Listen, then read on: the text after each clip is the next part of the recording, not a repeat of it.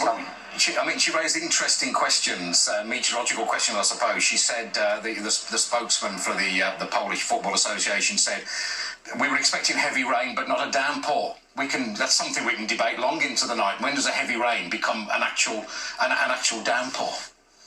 Royce, you think we debate that till the end of the day? Keeping it simple, it was said of Terry Venables. Every player who ever played with Terry Venables say, well, he was my favourite manager. You say, why? He said, well, I can understand what he was on about. You know, he kept the messages simple. Yeah, I think we can all be guilty of that. You know, we're supposed to be experts on the game, sit in studios, but the game is very simple. And again, I think we can all be guilty of complicating the game. Footballers in particular, because a lot of the battles going on footballers in their heads. But if you're working with a manager who tells you keep it simple, Brian Clough gave me an instruction before my debut for Forest. He went, make sure you pass to one of your own teammates. It sounds ridiculously simple, but having said it, there's a... As I said, the top managers, the simpler, the easier for players to understand, because the last thing you want to do is confuse a footballer, because it can easily be done. Everyone's upset about it, and they're slightly unlucky. But it's dangerous play. Do you think whether he meant it or not is irrelevant? Yeah, do you think it's a case, though, often in these situations you think the referee doesn't know the game as in from a playing point of view? Because as a player, he's got to go up to try and control that ball. If he lets it go, his manager will have a go at him. He's going to control it. His foot has to be up.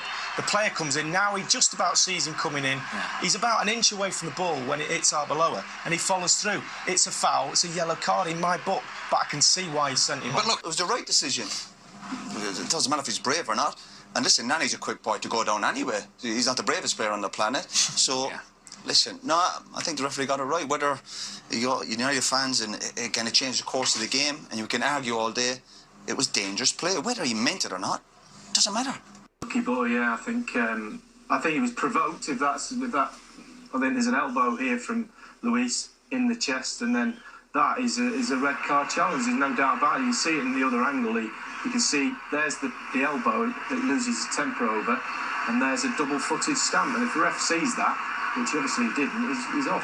It's the worst tackle I've seen in a semi-final since Roy tried to castrate me at Villa Park 15 years ago, actually.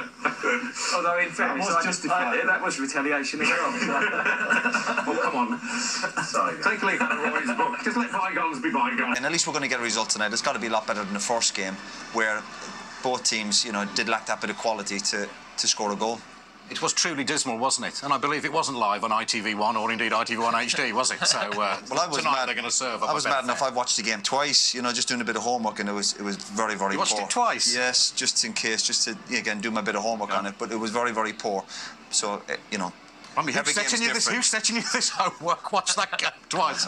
That's dedication to some cause or other. I think he's more trying to get a feeling for the player instead of actually looking to try and handle the ball. The replay now, some of them players will have to play 3 games in a week. That's terrible for him. Honestly, I feel sorry for him.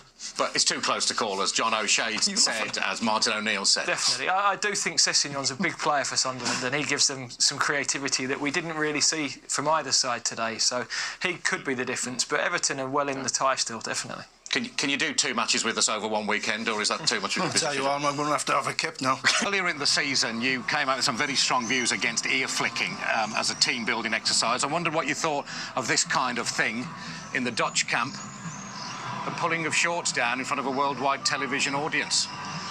And we'll have to cut away from it there. Are you in favour of that or against it? No, that's OK again. I think the timing was OK. Listen, it's nice to be relaxed before a game. Yeah. We go back to the ear flick, and I just felt the timing was wrong.